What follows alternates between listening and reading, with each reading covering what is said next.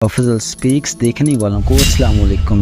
पाकिस्तानी होने के नाते हम सब यौम आज़ादी 14 अगस्त को मनाते हैं, लेकिन आज मैं आपको एक ऐसे पाकिस्तानी नौजवान की कहानी सुनाऊंगा जिसने यौम आज़ादी 14 नहीं बल्कि 15 अगस्त को मनाया। आखिर उसने पाकिस्तान में रहकर ऐसी हरकत क्यों की, आइए इस वीडियो में जानते हैं। चंद लोग महफिल लगाकर बैठे थे। उनमें से एक शख्स ने कहा, इस्माइल का बेटा कहता है मैं इस दफा 15 अगस्त मनाऊंगा। सब सामईन ने हैरानगी का इज़हार किया।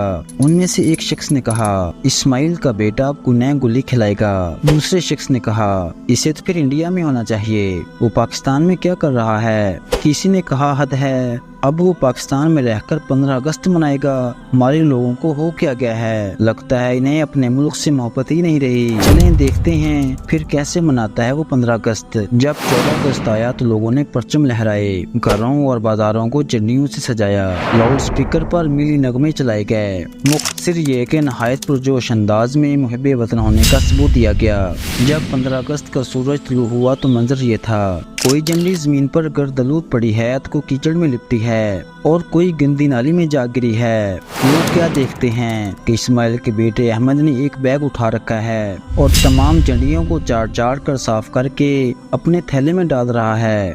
ये सब देखने के बाद अहमद के गिर्द लोगों का मजमा लग जाता है। अहमद लोगों से मुखातब होकर कहता है, भाइयों, अगर कोई तीसरा इस परचम को नीचे गिराए तो हम एक लम्हे के लिए भी बर्दाश्त नहीं कर सकते। लेकिन जो सलूक 14 अगस्त को इस परचम के साथ होता है, क्या वो इस परचम की बेरुमती नहीं है। जो नगमे हम जश्न आज़ादी के नाम पर चलाते हैं, क्या वो साज से भरपूर नहीं होते, जबकि साज को अल्लाह पाक ने नापसंद फरमाया है। ये वतन तो हमने इसलिए दिया था ताकि हम अल्लाह ताला के अहकामात पर खुल्लम खुल्ला अमल कर सकें, लेकिन हमें अपना मुहासबा खुद करना होगा। आया कि हम कहीं यौम आज़ादी मनाते हुए अल्लाह का कोई हुक्म तो नहीं तोड़ रहे जिससे हम अल्लाह ताला को नाराज कर बैठें और हमारी आखिरत भी खराब हो। अल्लाह ताला हमें अमल की तौफीक ता फरमाए, आमीन। तो ये थी आज की वीडियो को लाइक और चैनल को सब्सक्राइब करना मत भूलिएगा।